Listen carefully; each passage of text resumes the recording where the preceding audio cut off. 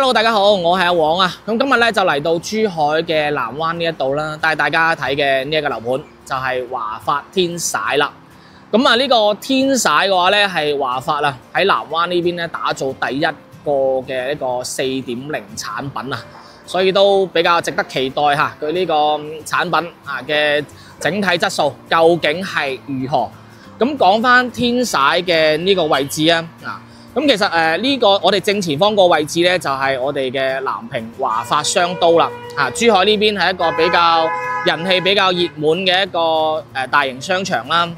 隔離呢度咧就係珠海大道。咁呢個珠海大道咧就係貫穿成個珠海東往西嘅一個主要幹線嚟嘅。交通係非常之方便嘅。門口係有巴士站喺呢度啦，坐車落樓就有啦。對面有個醫院喺度。所以呢邊嘅一個交通配套咧，同埋醫療配套咧，都係比較成熟嘅。可以經由呢個地下隧道咧，過到對面馬路嗰邊。兩邊都有巴士站啊，非常方便啊。咁講翻呢個天璽佢個項目啊，佢呢邊一共係有5座嘅。成個樓盤總建築面積咧係有6萬個平方啦，一共有554伙啊。主要係有呢個99平方嘅一個3房啦，同一個101嘅一個4房啊。得房率係相當之高嘅，入面實用係超110%啊！咁佢呢邊咧係南灣第一代嘅一個智慧住宅啦，所以入面咧都有好多個黑科技嘅。咁而家咧就入去帶大家睇下佢嘅居住環境啊，又係點嘅樣啦。咁一入到嚟屋苑咧，佢呢邊就係一個下沉式嘅地下私人會所啊。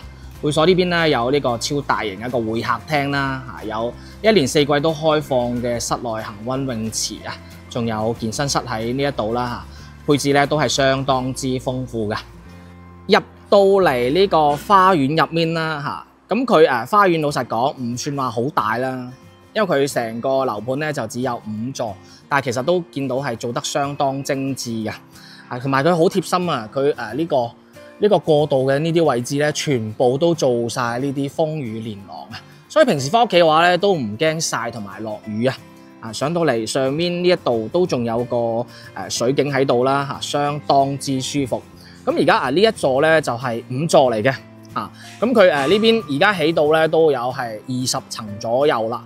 封頂嘅話咧係30樓嘅，所以佢呢邊嘅一個施工進程咧都係相當之快嘅。咁而家我哋入去示範單位呢一度睇一睇佢而家嘅戶型又係點個樣嚇，夠唔夠實用？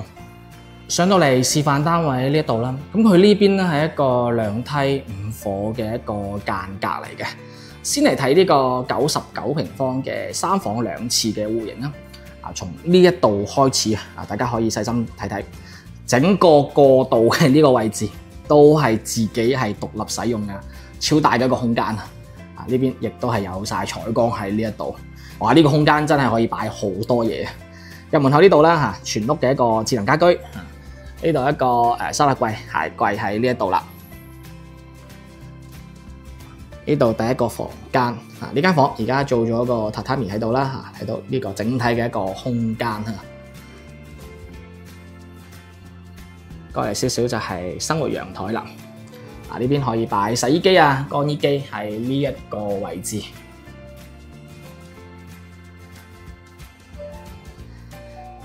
呢邊餐廳擺咗一張4人嘅長形餐台整體嘅一個空間下面就係廚房啦。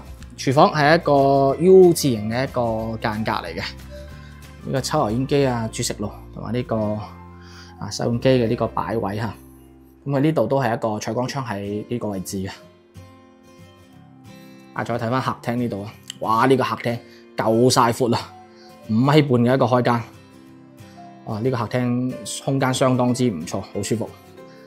咁先過嚟睇呢邊嘅呢個房間咁佢出面呢度係呢個鏡櫃同埋洗手台，做咗一個係分離式嘅一個設計入面就係馬桶同埋呢個淋浴區，空間就好闊落啦。其實佢呢個位置嘅話咧，即係如果係我呢個單位只需要2房嘅情況下咧，其實呢個位我可以加個門。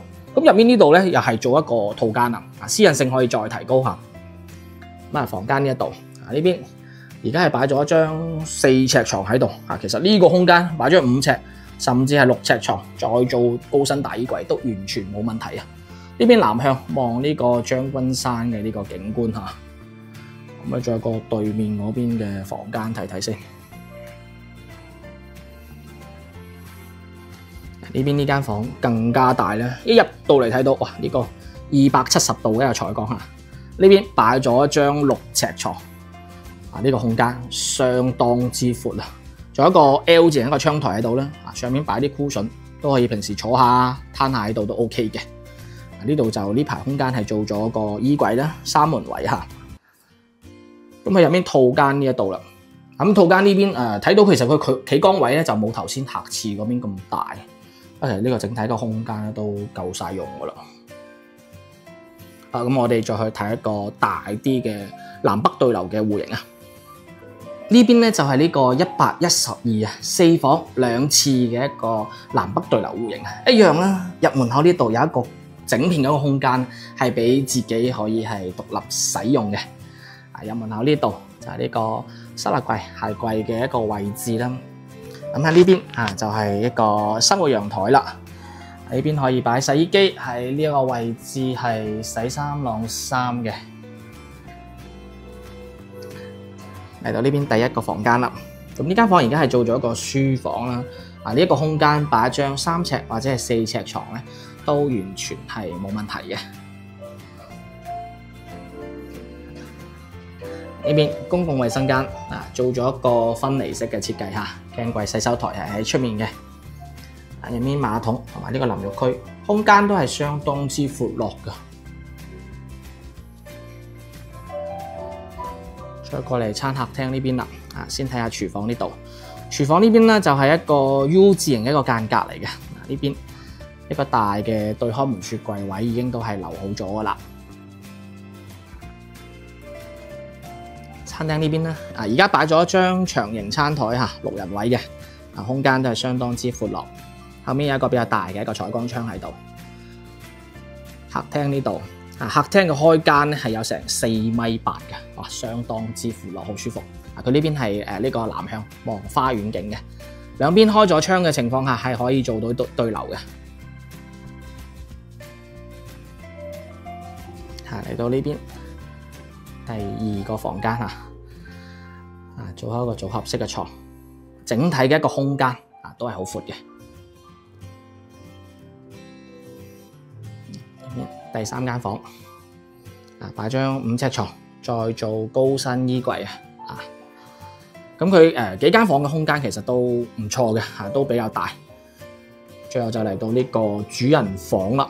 主人房呢邊嘅空間就更加大啦，一個270度一個大採光窗啊，正啊！呢邊係做咗衣櫃喺呢個位置啦，哇，一排嘅呢個大衣櫃，呢度做個梳妝台。咁入面呢邊嘅一個陶瓷啦一個鏡櫃啊、洗手台同埋呢個淋浴區，空間都係非常之闊落嘅。好啦，咁而家我哋再去睇呢個實際嘅交樓標準又係點嘅樣啦。咁而家帶大家睇嘅呢一個單位咧，佢係一個交樓標準嘅單位嚟嘅。呢個實木防火門啦，呢邊一個智能密碼鎖係一個交樓標準嚟嘅。咁頭先都講到啦，佢全屋係有呢個智能家居嘅，就呢度啦，睇喺屋企入面都可以 call 呢個電梯啊，同埋佢有好多呢啲嘅情景模式啦，用手機就可以控制得到全屋嘅呢啲家私電器啊，非常之方便啊！呢邊門口呢度啦，已經做咗個收納櫃、鞋櫃喺呢一度噶啦。呢度第一個房間，咁佢全部嘅房間咧都係用呢隻色調嘅一啲複合木地板嘅。嚟到呢邊生活陽台，生活陽台呢啲來去水位啊，都已經同大家係做好晒嘅啦。呢度廚房啦，廚房而家見到嘅全部都係一個交樓標準嚇，一個香檳式嘅呢啲嘅櫃啦嚇，同埋呢個抽油煙機、煮食爐。呢邊係一個洗碗機嚟嘅，咁呢邊全部都係交樓標準啦，一個大嘅單水槽星盤。再過返嚟客廳呢邊啦，咁客廳呢邊咧佢有少少唔同嚇，大家見到咧而家呢邊呢個係落地嘅一個推拉門嚟嘅，到時交到俾大家嘅話咧，封窗之後咧係呢度中間兩邊大嘅落地玻璃窗，隔離呢度兩邊就係一個推窗嚟嘅。咁隔音效果嘅話咧，係呢一隻會係更加好嘅。咁先過嚟呢一邊嘅休息區。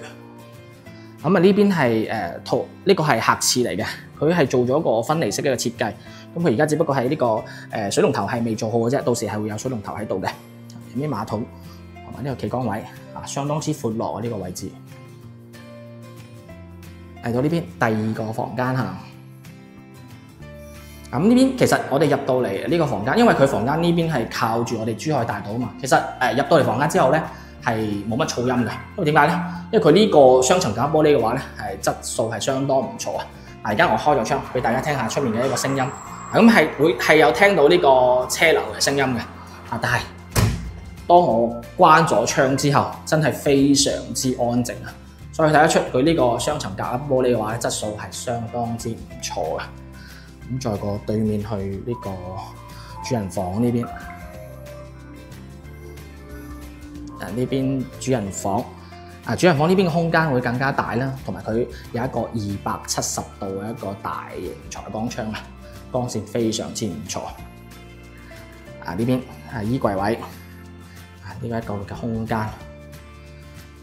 呢邊就係一個套廁啦。咁套廁呢邊咧，感覺佢嘅企缸位咧就冇頭先嗰邊嘅客廁嗰邊咁大，但係都係已經係足夠使用噶啦。咁如果係有對呢種4.0項目有感興趣嘅朋友咧，呢個華發天璽咧都不妨可以係留意一下嘅。如果係有興趣，亦都可以問我攞更多呢個樓盤嘅一個相關資料。